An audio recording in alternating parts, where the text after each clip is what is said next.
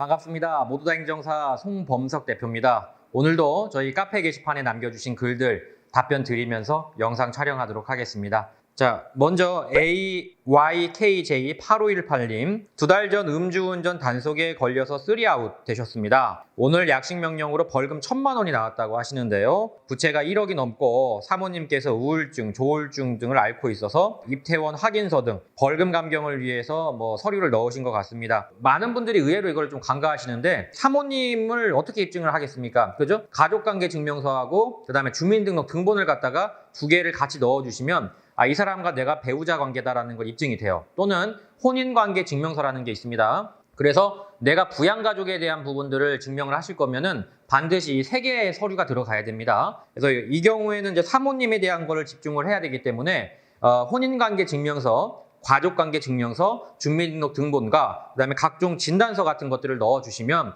판사님이 좀 보시면서 어느 정도 참작을 할 수가 있겠습니다. 그다음에 이제 부채에 대해서는 부채증명원이라는 게 있어요. 부채증명원이라고 하는 것은 각 금융기관 1금융, 2금융, 3금융까지 심지어 사채도 부채증명서가 나올 때가 있습니다. 그래서 그 금융기관에 문의를 하시면은 부채증명원을 줍니다. 다만 주의하실 점은요. 은행에 따라서 그러니까 정확하게는 잔액증명원인데 잔액증명원이나 부채증명원을 떼면은 그 통장이 그 하루 동안 동결이 되는 경우가 있어요. 그러니까 통장 입출금이 안 되기 때문에 그건 좀 조심하셔야 됩니다. 메스124님 2019년 12월 1일 새벽에 음주운전하다가 사고장소 이전 신호등에서 멈춘 후 잠이 들었고 브레이크에서 발이 풀려 서서히 움직여 신호대기 중인 차량을 후방에서 추돌하는 사고가 있었습니다. 처음에는 사고가 난 줄도 모르고 잠을 자고 있었고 잠시 후 경찰차가 와서야 사실을 알게 되었습니다. 음주 측정 거부를 했고 체포됐군요. 자, 음주 측정 거부를 하면요 체포가 되는 경우가 대부분입니다. 체포가 됐다고 해서 감옥 가는 건 아니니까 걱정하지 마시고요. 구속되는 거나 그런 건 아닙니다. 자, 그래서 일주일쯤 지나면 소환해서 조사를 한다고 했는데 아직 연락이 없는 상태입니다. 일주일 안엔 연락이 일반적으로 옵니다. 피해자 보호자를 만나 사과하고 형사합의를 해주시겠다는 약속과 저에게 도움이 될 수 있는 일이 있다면 경찰에도 말씀을 해주신다고 하셨습니다. 잘하셨네요. 제가 궁금한 것은 형사합의서를 언제 어떻게 작성하고 제출해야 하는가? 형사합의는 기본적으로 1심 선고 전까지만 들어가면 되는데 빠르면 빠를수록 좋습니다. 왜냐하면 검찰에서 형사합의서가 반영이 되는 것과 반영이 되지 않는 것은 구형의 차이가 있거든요. 가급적이면 형사합의서라고 하는 것은 빠르면 빠를수록 좋다. 경찰서 단계에서부터 받아주시는 게 좋을 수가 있고 피해자 아버님 말씀처럼 형사합의서 말고 더 도움받을 수 있는 것이 있는가요? 형사합의서를 쓰시면서 피해자께서 피해자 탄원서를 작성을 하시면 조금 더 도움이 됩니다. 자, 조사가 늦어지는 이유가 이미 검찰에 송치된 것이 아닌지 그럴 수는 없습니다. 경찰 조사가 완료가 돼야 검찰로 송치가 되는 것이 일반적이기 때문에 물론 조금 규모가 큰 사건이나 특정 범죄의 경우에는 검찰 입장에서 직접 수사를 하는 경우가 있어요. 하지만 연말이고 하니까 사건이 좀 밀렸을 수가 있어요. 그래서 그냥 그런 이유니까 너무 걱정하지 마시고요. 측정 거부면 2년 취소라고 알고 계시는데 아니에요. 측정 거부도 1년 취소입니다. 측정 거부에 사고가 있든지 그 전에 또 한 번의 음주운전이 있었든지 해야 2년 취소입니다. 측정 거부라고 해서 2년이 아닙니다. 다만 의뢰인은 지금 뒤에서 쿵 받았잖아요. 사고 때문에 2년이 된다는 거예요. 측정 거부 때문에 2년이 되는 게 아닙니다. 구제 가능성에 대해서 저한테 연락을 주시길 바랍니다. 면허 구제 가능성은 좀 집중적으로 봐야 됩니다. 그러나 일반적으로 측정 거부가 있으면 사실 구제받기가 그렇게 쉽진 않아요.